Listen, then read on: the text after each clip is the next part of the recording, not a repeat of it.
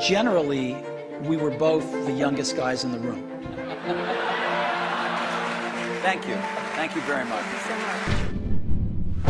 Steve jobs और Bill Gates. कहते हैं कि यह कहानी टाइटैनिक से बेहतर लव स्टोरी है और अमिताभ बच्चन की फिल्म दीवार से बेहतर ड्रामा।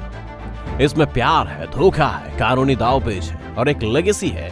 जब भी एप्पल और स्टीव जॉब्स का नाम दुनिया में लिया जाएगा, बिल गेट्स और माइक्रोसॉफ्ट की बात करनी ही पड़ेगी। दोनों एक दूसरे के बिना अकेले हैं और दोनों ही कंपनियों ने एक दूसरे को नीचा दिखाने के लिए हजारों एड्स बनाए, लेकिन दोनों ने ही एक दूसरे को अमीर से अमीर बना दिया।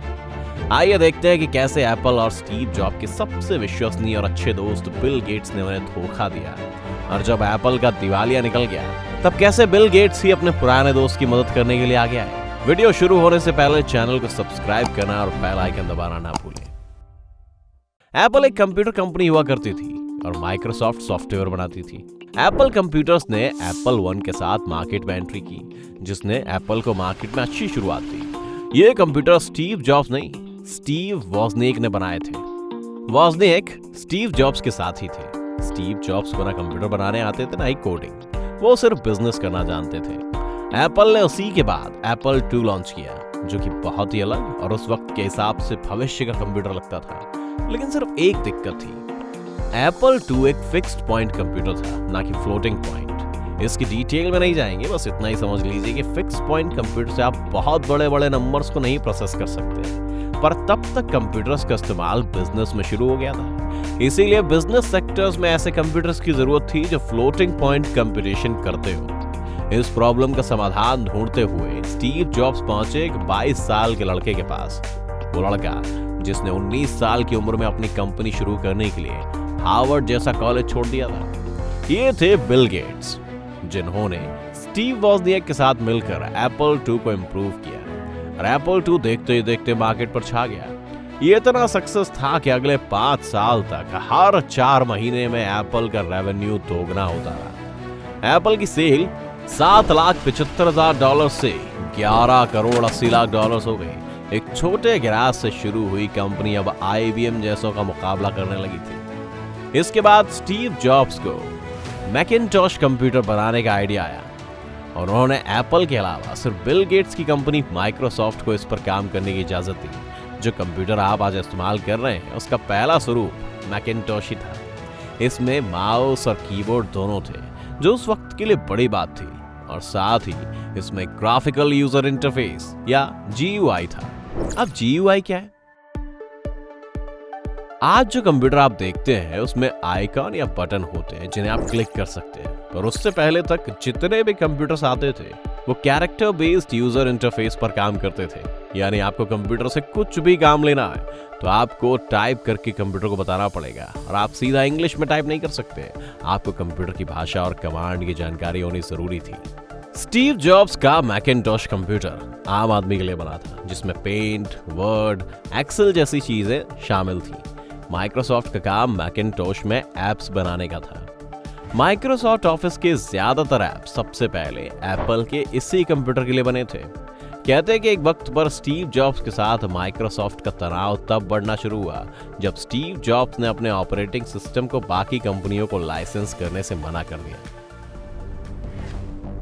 अब आप यहाँ पर पेज समझिए। एप्पल कंप्यूटर बनाती थी, जिसका मतलब है अपना ऑपरेटिंग सिस्टम दूसरों को ना देना। एप्पल के लिए एक एडवांटेज है, जिसे भी वो ऑपरेटिंग सिस्टम और उसके एप्स चाहिए उसे एप्पल कंप्यूटर खरीदना पड़ेगा। लेकिन माइक्रोसॉफ्ट सॉफ्टवेयर कंपनी है, मार्केट में जितने ज्यादा ऑपरेटिंग सिस्टम होंगे उन्हें उतने ही ज्यादा एप्स बनाने पड़ेंगे। हर एक ऑपरेटिंग सिस्टम का अलग स्ट्रक्चर होगा, अलग कोडिंग लैंग्वेज होगी। इसलिए माइक्रोसॉफ्ट को तब फायदा है जब सभी कंप्यूटर्स एक ही तरह का ऑपरेटिंग सिस्टम इस्तेमाल करेंगे। स्टीव जॉब्स को मैकिन्टॉश को पूरा करने में थोड़ा वक्त लग गया, जिस बीच माइक्रोसॉफ्ट ने विंडोज पर काम करना शुरू कर दिया था। विंडोज का 1985 में रिलीज होना स्टीव जॉब्स के लिए एक झटका था। स्टीव ने देखा विंडो 1 में उनके मैकिन्टॉश की तरह ही GUI है, और एक एप्लीकेशन से दूसरी एप्लीकेशन तक जाने के लिए जो विंडोज वाला फॉर्मेट यूज किया गया है वो भी बिल्कुल मैकिन्टॉश जैसा ही है। इसके बाद एप्पल ने माइक्रोसॉफ्ट पर उनका आइडिया चुराने के लिए मुकदमा ठोक दिया, पर कोर्ट ने मुकदमा खारिज कर दिया। फिर एक मजेदार चीज हुई। जेरॉक्स नाम की कंपनी ने एप्पल पर उनका आइडिया चुराने का मुकदमा दायर कर दिया। कोर्ट ने हालांकि इसे भी खारिज कर दिया, पर यह बात सही थी कि स्टीव जॉब्स ने आइडिया जेरोक्स से चुराया था। यह जेरोक्स वही कंपनी थी जो फोटोकॉपी मशीन्स बनाती थी। स्टीव जॉब्स को जेरोक्स ने अपने ऑफिस में बुलाया था, जहां उन्होंने जेरोक्स ऑल्टो नाम का कंप्यूटर देखा, जिसे जेरोक्स के एम्प्लॉयज इस्तेमाल करते थे।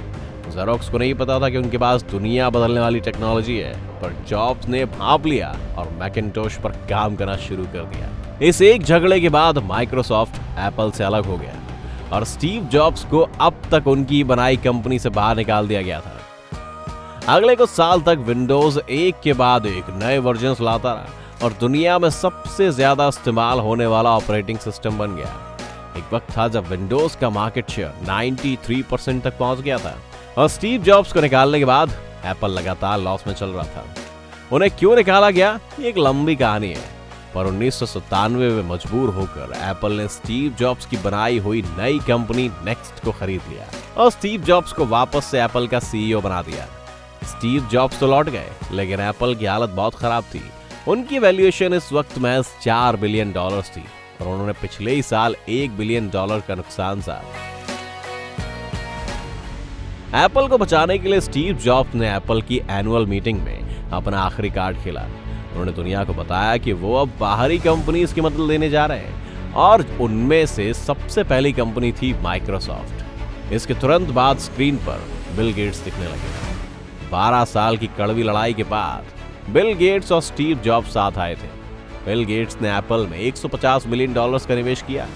ये सब सुनकर भीड़ चौंक गई। वो बैठे ही बैठे स्टीव जॉब्स का विरोध करने लगे, उन्हें बू किया जाने लगा। फिर स्टीव जॉब्स ने भीड़ को समझाया कि एप्पल ने अपने शेयर जरूर माइक्रोसॉफ्ट को बेचे हैं, लेकिन उन्हें वोटिंग राइट्स नहीं दिए जाएंगे। तब भीड़ को शांत हुई। साथ ही एप्पल कंप्यूटर्स की सेल घटने की एक वजह थी उसमें माइक्रोसॉफ्ट ऑफिस का ना होना, जिसके बिना ऑफिस और स्कूल में काम नामुमकिन था। स्टीव ने घोषणा की कि माइक्रोसॉफ्ट अगले 5 साल तक एप्पल कंप्यूटर्स को माइक्रोसॉफ्ट ऑफिस लाइसेंस पर देगा और एप्पल की सेल्स फिर से शुरू हो गई। जॉब्स और गेट्स ने मिलकर एप्पल को बचा लिया, पर सवाल आता है क्यों? दरअसल उस वक्त मार्केट में माइक्रोसॉफ्ट ने अपने सभी कंपटीशन को पीछे छोड़ दिया था और मार्केट पर किसी का भी एकाधिकार ना हो, इसके लिए अमेरिका में ये नियम है कि ऐसा होने पर कंपनी को कई हिस्सों में बांट दिया जाए। जनता भी सरकार के साथ थी और बिल गेट्स की इमेज एक ऐसे इविल बिजनेसमैन की छवि में बदल गई थी जिसे बस पैसे की सनक है। बिल गेट्स अपनी कंपनी को टूटते हुए नहीं देखना चाहते थे, इसीलिए उन्होंने एप्पल को फिर से जिंदा कर सरकार को यह दिखाया कि वो अकेले इस गेम में नहीं है। साथ ही उनकी जनता में भी इमेज सुधरी। इसके बाद भी दोनों कंपनीज की राइवलरी चलती रही। एप्पल ने आईपॉड लॉन्च किया तो माइक्रोसॉफ्ट ने जूम, आईफोन आया तो विंडोज फोन भी आया। आईपैड के जवाब में माइक्रोसॉफ्ट ने सरफेस टैबलेट निकाला, पर आज एप्पल ज्यादातर मार्केट पर राज कर रहा है। हालांकि ऑपरेटिंग सिस्टम का मार्केट अभी भी माइक्रोसॉफ्ट के हाथ में है, जहां उनका हिस्सा आज भी 75% से ज्यादा है। पर इसके अलावा माइक्रोसॉफ्ट ने जिस भी बिजनेस में घुसने की कोशिश की वो फेल हुआ। 2007 में दोनों दिग्गज वापस एक प्लेटफॉर्म पर आए और एक जॉइंट इंटरव्यू में दोनों ने एक दूसरे की खुलकर तारीफ की। स्टीव जॉब्स आज नहीं है और बिल गेट्स सन 2000 से ही रिटायर है, पर दोनों की लेगेसी की छाप आज भी दुनिया में मौजूद है। आपको आज का ये वीडियो कैसा लगा हमें लाइक करके जरूर बताएं। साथ ही अगर आप आज के गूगल वर्सेस एप्पल कंपटीशन पर भी वीडियो चाहते हैं तो कमेंट्स में लिखिए। जाने से पहले चैनल को सब्सक्राइब करना ना भूलें।